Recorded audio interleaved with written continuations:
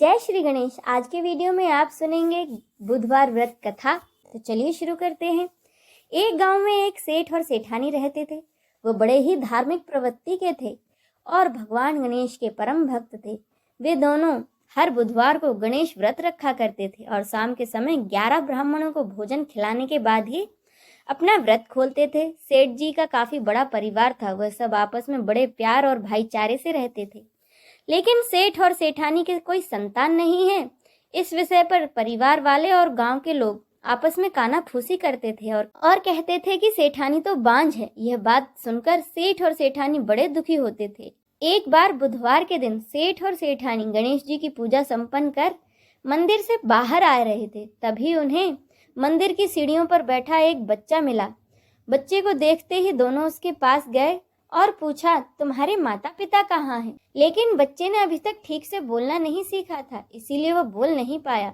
वह दोनों बच्चे के पास शाम तक बैठे रहे। तब तक उस मंदिर के पंडित जी और सेठ जी के नौकरों ने आसपास जाकर बच्चे के माता पिता को खोजने की कोशिश की, लेकिन उन्हें बच्चे के माता पिता या बच्चे खोने की कोई खबर नहीं मिली। फिर पंडित जी ने सेठ और सेठानी को वह बच्चा अपने घर ले जाने के लिए कह दिया। साथ ही यह भी कह दिया कि अगर इस बच्चे के माता पिता यहाँ आएंगे तो मैं खुद उन्हें आपके घर ले आऊंगा। सेठ और सेठानी खुशी खुशी उस नन्हे बालक को अपने घर ले गए। सेठानी ने उस बच्चे का नाम अपने आराध्य भगवान गणेश के नाम पर गणेश रखा। कुछ दिनों बाद उस गांव में एक ठग पति पत्नी आए। उनका इरादा गांव के सबसे अमीर आदमी को ठगने का था। वे दोनों ठग मंदिर की सीढ़ियों पर बैठे सोच विचार कर रहे थे कि तभी वहां पंडित जी आए और गांव में अनजान लोगों को देख पंडित जी ने उनसे पूछा, क्या आपका बच्चा खो गया है? दोनों ठग तो चोरी चकारी के लिए बहाना ढूंढ ही रहे थे, इसीलिए उन्होंने तुरंत कह दिया, हाँ जी हाँ, हमारा बच्चा खो गया है। तब पंडित जी ने कहा, चिंता की कोई बात नहीं है, आपका बच्चा एक सेठ सेठानी के घर बड़े ही प्यार से पल रहा है। गणेश के माता पिता आए हैं। ये खबर सुनकर सेठ और सेठानी बड़े दुखी हुए। सेठ जी ने उन दोनों पति पत्नी को एक रात के लिए अपने अतिथि गृह में ठहराया। अब वह दोनों ठग सिर्फ मौके की फिराक में थे।